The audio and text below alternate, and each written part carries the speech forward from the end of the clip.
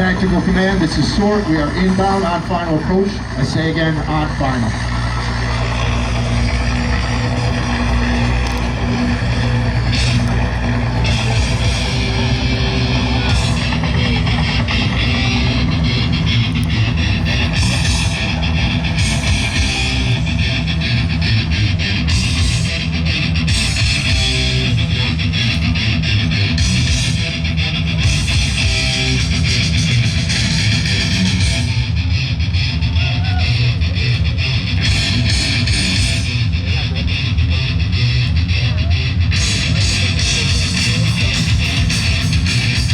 Welcome to the New York State Police exhibit. If I can draw your attention to the middle of the tower, standing on the roof, I would like to introduce our host for this show, Sergeant Eric Ozzy Osborne.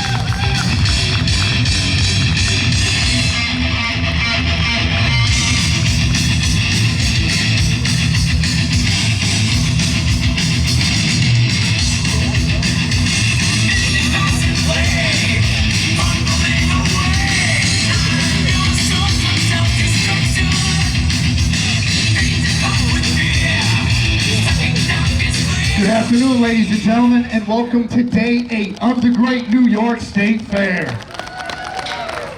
Appreciate you folks joining us. I especially appreciate those of you that sat through that dog show for no other reason than to secure prime seats for this. The best show at the exhibit, guaranteed not to give you fleas. We are SORT. SORT is the tactical element for the New York State Police. As such, we conduct all those operations you would expect a SWAT team to conduct. High-risk felony warrants, drug raids, barricaded subjects, hostage situations, dignitary protection. However, we also perform a few tasks you wouldn't necessarily associate with a SWAT team, including search and rescue, more specifically, high-angle rappelling and rope rescue, which is what we're going to demonstrate here today. Our team was formed in 1979 as a counterterrorism unit in anticipation of the 1980 Winter Olympics in Lake Placid. At that time, there were 3 teams across the state. It was a part-time detail, and they were called the Mobile Response Team, or MRT. Since then, we've undergone several evolutions. In 2008, we became a full-time detail, changed our name to SORT, and added 2 teams. Those 5 teams spread out across the state are responsible for maintaining their own equipment, all the way from the big pieces, like that armored Lenco Bearcat over there in the grass, all the way down to our individual pieces, such as our climbing harnesses. On the front of each guy's harness, you're going to see a piece of equipment called a figure 8 or an 8. This is our descent device. The rope is fed through that. That top hand on the rope, just a guide hand, keeps us upright. The one back here by our hip, that's the money maker, that's our brake hand. As we move that away from our body, it allows the rope to freely flow through the device. That's when we let gravity do its job, and we refer to that as letting her eat. Once we put it back to our hip, it slows and eventually stops us. We're telling you is one thing, showing you something different. So if you look all the way up top, we're going to have the guys come on down and introduce you.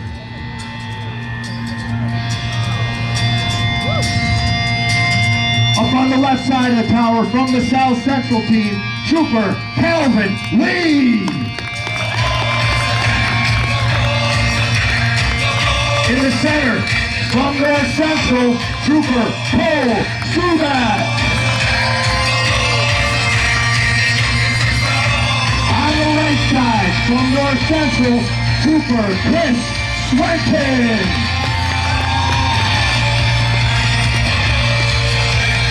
Down here on the ropes, the assistant team leader for North Central, Sergeant Ryan Ordway.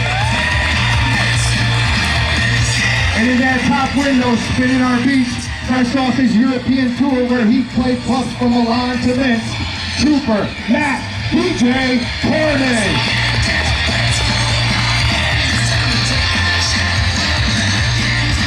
And last but certainly not least, from North Central, Trooper Matt Mazer. No, hold up, Matt, hold on. Folks, those of you that are veterans of the show, no, we usually have them come down in pairs. However, this year the cheese stands alone for one reason. Matt has volunteered to perform a demonstration for me. Like I said before, as the guys come down, you'll see them feather that brake. What? Hey, Ozzy. What? Up here, on the big screen. Hi, Ada. 96, 97, 98, 99, 100. Just getting my swell on for the show. I just need one of those extra small shirts you guys wear. How am I supposed to work in these conditions? This is ridiculous. All right, but like I was saying, or I was so rudely interrupted, we feather that brake to slow us down. However, as the fair progresses, our guys like to keep themselves entertained. They'll get that hand a little further away from their hip, open that hand up a little wider, and really let her eat. However, if your hand gets hit by one of these loops or twists that develop in the rope, that rope can pop out of your hand. If you lose your brakes on a throughway, that's a bad day on the road, right? We lose our brakes up here, that's a bad day on the ropes. But that's what brings me to Sergeant Ordway. He's not trying to be rude, showing you his back, being antisocial. Ryan's not trying to showcase his well-defined lats and traps. Man, all that gym time's really paying off, brother. As our most experienced and most proficient rope guy, he has the oh so important yet not at all glamorous job of rope safety or belayment. If one of these guys coming down loses their brake hand, he's going to pull on that rope, putting friction on their device, slowing and hopefully stopping them. But again, telling you is one thing, showing you something different. So Matt's going to do me a favor. He's going to take a couple steps backwards. He's going to get a running start, and he's going to throw himself off that roof with no hands on the rope. He's going to flying squirrel it, accelerating at an incredible 9.8 meters per second until at the very last moment, Sergeant Ordway, if he is physically able and so inclined, will use his cat-like reflexes and raw power to engage a belay, stopping Matt mere moments from certain death or at least a sprained ankle. Ladies and gentlemen, you paid for your whole seat. You're only gonna need the edge. This part's gonna be awesome. You ready, Matt? 3, 2, 1. What are you doing? What's the matter, Matt? I said on the rope. Oh yeah, that is not Ryan. These are good hands. Hold on, Matt. Let me clear this up here. Now you can do it. Hey, bud. How are you? I'm fine. What's your name? Take it, buddy. Andrew. Andrew, did he tell you what to do? Nothing. He set you up for failure, didn't he? That's all right. That's okay. I'll give you the advanced course, okay? All right, Andrew. Matt's gonna jump, and you just pull on the rope. Okay? Yeah, that's it. There you go. First bounce, second bounce. It doesn't matter. At some point, pull on the rope. He's gonna stop falling eventually. All right? Andrew's ready to go, brother. He looks locked in, and he's got a spotter. What do you say, Matt? Police officers are trained to pick up on body language. That's not promising. He's latching on to the pole. That's not good at all. What do you need, Matt? What can we do to get you down here? Maybe Ryan do the one job he has? Maybe. Ryan, what do you think, bud? It would be awesome. It's going to be awesome either way. But Andrew's going to stay on there. You're our backup, okay, buddy? All right? We got Ryan on the front, Andrew backing him up. Oh, and we have a tertiary safety device. The old Mary Poppins. What do you say? Folks, you want to see him jump or what? Let's give him a little encouragement. All right, help me count him down from 3. Ready? 3, 2, 1.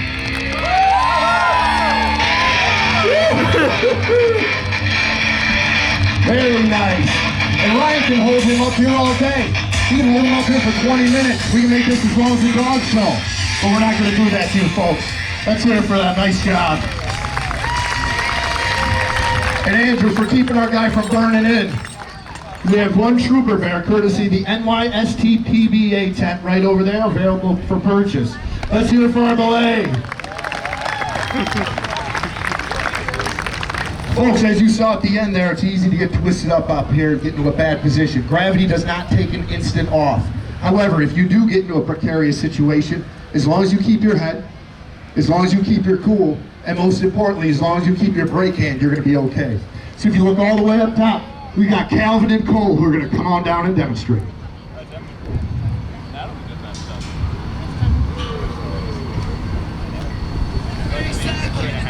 All right, you saw them work down to that same standard seated hip rappel that everyone else has used. But now they're going to transition their brake hand from their strong side to their support side. This is going to allow them to go ahead and invert. So now even though they're upside down, as long as they maintain that newfound brake hand, they're not going to smash face first in this beautifully manicured turf. This is what we call the Commando Crawl. It allows our guys to see where they're going before they present their feet or other body parts to a window. Well, once they've gone far enough and seen all they feel they need to see, they can go ahead and revert, reassume that brake hand, and come on down. Completing the superhero landing. Ladies and gentlemen, we invert. As a side note, we did recruit these guys as a team directly from a synchronized swimming academy. All those hours in the pool really paid off. Are you rolling now? Just go up the ladder. Guys, you're going to pick up on an overarching theme out here, folks, and that's safety. We're dealing with heights. We're dealing with extreme angles. We're dealing with hard and sharp edges. It's inherently dangerous. Whether you're rock climbing, rappelling, or just hiking, you could get injured. You could end up in a position where you're stranded. Can't go either up nor down. We have to have the means to get to those people. Ladders aren't necessarily going to reach high enough, and helicopters can be counterproductive. Those rotors don't do our ropes any favors, if you know what I'm saying. So if you look up top, we've got Matt. He's going to start our demonstration. Say Matt's working his way down a clear cliff face in the Adirondacks, or perhaps Ithaca, because it is gorgeous. He gets himself to a spot he wants to be for a while. He's going to take that rope, wrap it around his 8, not once, not twice, but thrice. This is called the tie-off. Once Matt's tied off, he can go hands-free. He can invert. He can literally and figuratively hang out. He can get his cell phone out, snap a selfie, post it to his MySpace page. Oh, there's some MySpace. Anyone else run MySpace out here? No, just me and Matt. That's fine, that's all I need. But say he's hanging out enjoying his day, and a rock kicks loose and hits him in the head. At this point, we're gonna need some kids to help out with the show. Any kids wanna help out? Don't worry about raising your hands, guys. School hasn't started yet, we're not that organized. Come forward, we're gonna need about 10 of you, all right? And you've got, see that rope there that's there for your safety? Ignore it, step right past it, please. All right, you're gonna grab yourself one water balloon, and you're gonna close with and destroy. All right, so you're gonna aim for the head, aim small, miss small, guys. All right, and what we want to see is unconscious. Make this as realistic as possible. Go ahead, guys, let it eat. Get him. Oh man, there was some stink on it. We've got some guns out there today. Oh. I think that's it, buddy, sorry. And the grand finale. Oh, all right, let's hear it for our rocks, folks. I'm all out, buddy, I'm sorry. Nice job, though. You're good. Dig the SpongeBob shirt. You're Ryan. Next year, lawn darts. More accurate, more entertaining. So Matt's been knocked unconscious. But if you look all the way up top, we can't leave Matt down there, because we got a lot of time and money invested in him, and we become attached to him. So if you look all the way up top, we've got Chris. Chris is going to work his way down his line. He's going to latch hands on Matt, and he's going to hopefully bring them both to safety. You ready, Chris? Come on down, brother. All right. Choose hello music out here. It's a bold choice for Chris. What? This is your musical selection, is it not? Fake news? What do you need? Oh, DJ Corndog, he needs something more manly. All right, he's got something for you, Chris. Hold on.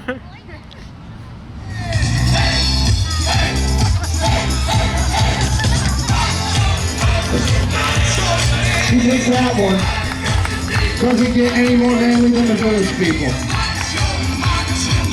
As Chris L's out and comes down, you're going to notice he has a different piece of equipment on the front of his harness. He's not running a figure 8 anymore. He's running what's called a brake bar rack. This is going to allow him to take additional weight onto his system. That additional weight in this case is going to be Matt. He stops just above Matt and he performs the tie-off so he can go hands-free. Then he'll use that blue strap on his hips called a pick-off strap. And he'll use a partial inversion in his impressive wingspan, thank you, Vanna, to hook into Matt's equipment. After that, he'll use those bulging biceps that he somehow shoehorns into an extra medium t-shirt. A large, not in the men's section. You can see how Matt instinctively reaches for Chris's hips and legs. We're a very close-knit team. At this point, we ask no photos be taken. Thank you. You see Matt's line has gone slack. That's an indication that his weight's been removed. Now Chris is freeing him from his line and working to secure all of his equipment so it doesn't fall and injure anyone below.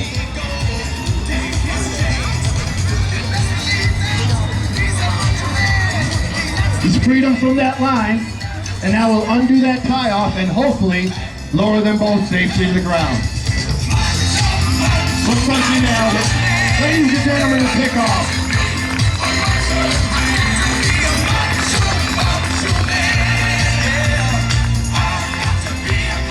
All right, folks, we showed you basic rappelling. We showed you safety measures we have in place. We've discussed a very small percentage of the rescue work we can do. However, there's also a tactical application to the rope work that we've been demonstrating here today. Say, for example, if there's a bad guy creeping around these fairgrounds. He snatches up a kid, runs up into that building and barricades the door shut. Horrible choice of location on his part, but I digress. He's got that door nailed shut and he feels real confident we're not going to be able to breach it. But unfortunately for that bad guy, the Special Operations Response Team doesn't need to come in through the door. We can come in through the window. But before we do, we count on all our other partners on the job. The men and women that you see walking around the fairgrounds with the gray uniform and the Stetsons, those are the road troopers. That is the most important and dangerous job in division. They show up on these, thank you, absolutely. They show up on these wild scenes, lock them down, get people to safety. Then they call in reinforcements such as their supervisors, investigators, negotiators, and all our other partners in special operations, such as K-9 and aviation. Once we all get there together as a team, that allows us to do our job. So if you look all the way up top, we've got Calvin, who looks like he's ready to run the recon.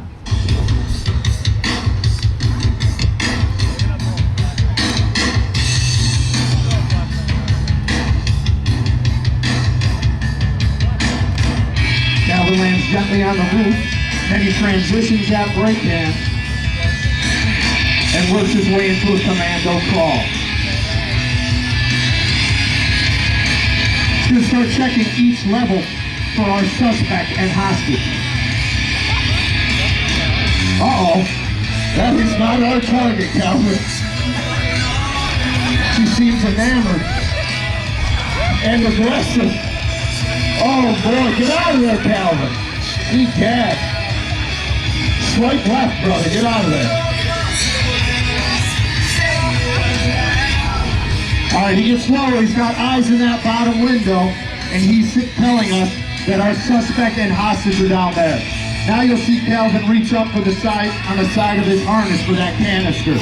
That's called a noise flash diversion device, commonly referred to as a flashbang. That's going to emit a bright light and loud noise that distracts and disorients the suspect while he sees initiative. It looks like Cal's ready to deploy the bang, and it looks like we're ready for Cole to effect the rescue. Cole's in the window. He's looking for the bad guy. There he is. And a left, and another left. And the Mo Howard right to the eyes. People's elbow. And then here it comes. The pile driver, ladies and gentlemen. Oh, successful. Nice job, Cole. He's still the champion. Maintains it. How's Timmy, though? Remember Timmy? The reason you came in, you remember him? He's all right, folks. Let's hear it for Cole. Yet another save. He's a real hero, just ask him. Folks, hopefully you've had a good time with us out here today. Hopefully you can tell that we have a good time coming out here. We love working on this awesome tower. We enjoy interacting with you good people. It represents a nice break for all of us. However, at the end of the day, it is a serious business that we're involved in. If you look along that roof line, we have 4 sets of numbers. Those are the shield numbers for troopers Michael Strink, Ross Riley, David Brinkerhoff, and Joseph Longobardo. Those 4 men were operators on our team who died in the line of duty. They made the ultimate sacrifice serving the people of the state of New York, and we think it's those guys that deserve a real round of applause today.